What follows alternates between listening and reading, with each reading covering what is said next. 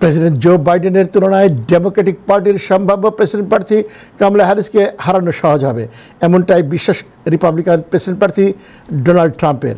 শনিবার পেনসিলভেনিয়ায় এক নির্বাচনী সমাবেশে সাবেক প্রেসিডেন্ট ট্রাম্প এমন কথা বলেন। সমাবেশে তিনি কমলাকে একজন মৌলবাদী ও পাগল হিসেবে অভিহিত করেন। বিস্তারিত রিপোর্টে। প্রেসিডেন্ট জো বাইডেনের তুলনায় ডেমোক্রেটিক পার্টির সম্ভাব্য প্রেসিডেন্ট প্রার্থী কমলা হ্যারিসকে হারানো সহজ হবে বলে বিশ্বাস রিপাবলিকান প্রেসিডেন্ট প্রার্থী ডোনাল্ড ট্রাম্পের। শনিবার পেনসিলভেনিয়ায় এক নির্বাচনী সমাবেশে সাবেক প্রেসিডেন্ট ট্রাম্প একথা বলেন। আগামী ৫ নভেম্বর যুক্তরাষ্ট্রে প্রেসিডেন্ট নির্বাচনে ভোট গ্রহণ অনুষ্ঠিত হবে। ভোটের ফলাফলে যেসব অঙ্গরাজ্য গুরুত্বপূর্ণ ভূমিকা রাখে পেনসিলভেনিয়া তার একটি। সোমবার শিকাগোতে ডেমোক্রেটিক পার্টির জাতীয় সম্মেলন শুরু হবে।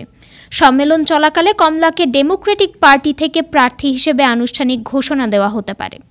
শনিবার ট্রাম্প বলেন, আমার বিশ্বাস কমলাকে হারানো বাইডেনের চেয়ে সহজ হবে। কমলাকে তিনি মৌলবাদী ও পাগল বলে অভিহিত করেছেন। কমলার নানা নীতির কথা উল্লেখ করে ট্রাম্প তাকে চরম বাম হিসেবে দেখানোর চেষ্টা করেছেন।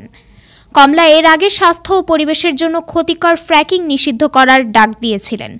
আগে ফ্র্যাকিং নিষিদ্ধ করার আহ্বান জানালেও এখন কমলার নির্বাচনী শিবির থেকে তিনি ওই নিষেধাজ্ঞার সমর্থন করবেন না বলে ইঙ্গিত দেওয়া হয়েছে। অনেক রাজনৈতিক বিশ্লেষক অবশ্য বলছেন এতে ট্রাম্পেরই ক্ষতি হবে, বিশেষ করে মধ্যপন্থী ভোটারদের কাছে ট্রাম্প বিরক্তিকর কারণ হতে পারে। কমলা সম্পর্কে ট্রাম্প আরও বলেন, আপনারা কি তার হাসি শুনেছেন? এটা পাগলের হাসি। টাইম ম্যাগাজিনের সর্বশেষ প্রচ্ছদে কমলার ছবি ছাপা হয়, সেটা নিয়েও বিদ্রূপ করেছেন ট্রাম্প। তিনি বলেন, আমি দেখতে তার চেয়ে অনেক ভালো। এদিন নিজের আগের কয়েকটি বক্তব্য পুনর্ব্যক্ত করেছেন ট্রাম্প। যেমন বলেছেন ২০২০ সালে প্রতারণার মাধ্যমে তাকে হারানো হয়েছে। জলবায়ু পরিবর্তনের কারণে পৃথিবীর ওপর যে ঝুঁকি তৈরি হওয়ার কথা বলা হচ্ছে তা ভুয়া। You are a horrible vice president. You're going to be a horrible president.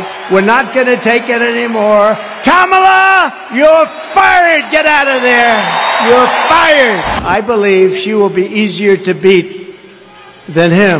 We're not going to let this socialist lunatic, and she's a socialist lunatic. That's the other thing. পেনসিলভেনিয়ার ১৯টি ইলেকটোরাল ভোট রয়েছে। President হতে হলে অন্তত ২৭০টি electoral vote পেতে হবে। মিশিগানে ১৫ ও উইসকনসিনে ১০ electoral vote রয়েছে। এবারের নির্বাচনে পেনসিলভেনিয়া বড় পুরস্কার হতে পারে এবং সম্ভবত এই অঙ্গরাজ্যে হাড্ডাহাড্ডি লড়াই হবে। ২০১৬ সালে পেনসিলভেনিয়ায় মাত্র ৪৪,০০০ ভোটের ব্যবধানে জেতেন ট্রাম্প। জয় পরাজয়ের পয়েন্ট ব্যবধান ১%-ও কম। পরের বছর বাইডেন ৮০,০০০-এর সামান্য বেশি ভোটের ব্যবধানে ট্রাম্পকে পরাজিত করেন। পয়েন্ট ব্যবধান ১.২%।